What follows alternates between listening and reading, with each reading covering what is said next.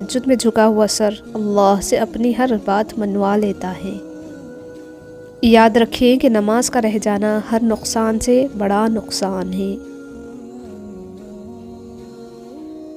سوچئے گا ضرور، خود کو سمجھانا سیکھ جائیں گے تو پھر کسی بات کی وجہ سے زیادہ دیر تک دکھ نہیں ہوگا۔ رسول اللہ صلی اللہ علیہ وسلم نے فرمایا کہ مومن اپنے اچھے اخلاق کی وجہ سے روزہ رکھنے والے اور رات بھر عبادت کرنے والے کے درجے کو حاصل کر لیتا ہے۔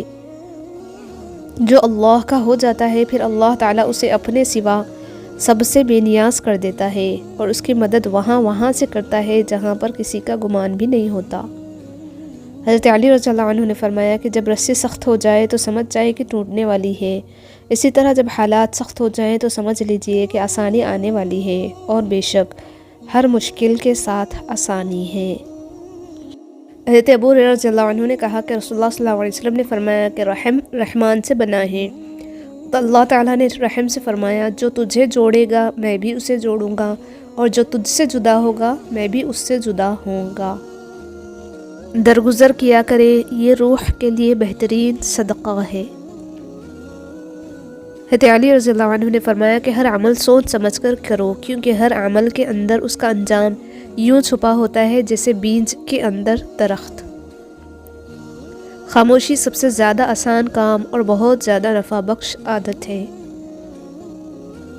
ہمارے سماج کی ایک تلخ حقیقت یہ بھی ہے کہ اگر ایک عورت اپنے شوہر کا دل جیت لے تو پہلا الزام جادو کروانے کا لگتا ہے۔ نیکی میں اتنی طاقت ہے کہ ایک چھوٹی سی نیکی آپ کو اللہ کی رضا اور جنت کا حقدار بنا سکتی ہے۔ تھوڑی سی تھکاوٹ پر نماز نہ چھوڑ اے انسان، ان سے سیکھ جنہوں نے جسم میں خنجر ہوتے ہوئے بھی آخری سجدہ نہ چھوڑا۔ حضرت علی رضی اللہ عنہ نے فرمایا کہ ہر مشکل کے وقت کہا کرو لا حول ولا قوة الا باللہ العلی العظیم، مشکل آسان ہو جائے گی۔ اگر آپ اپنی برائیوں پر قابو پانا چاہتے ہیں تو سچ بولنا شروع کر دیں۔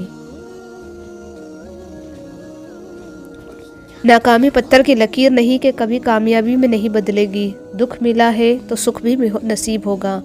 اگر آپ کے پاس سب کچھ نہیں ہے تو بھی بہت کچھ ہوگا، اس کا شکر ادا کر کے دیکھیں، آپ کا رب خوش ہوگا، آپ کو بہت کچھ عطا کرے گا انشاءاللہ۔ جس طرح آگ سے آگ کو نہیں بجھایا جا سکتا، اسی طرح برائی کو بھی برائی سے نہیں مٹایا جا سکتا، ہاں برائی کو اچھائی سے مٹایا جا سکتا ہے۔ حضرت ابوبکر صدیق رضی اللہ عنہ نے فرمایا کہ ہر چیز کا ثواب کا اندازہ ہے مگر صبر کے ثواب کا کوئی اندازہ نہیں۔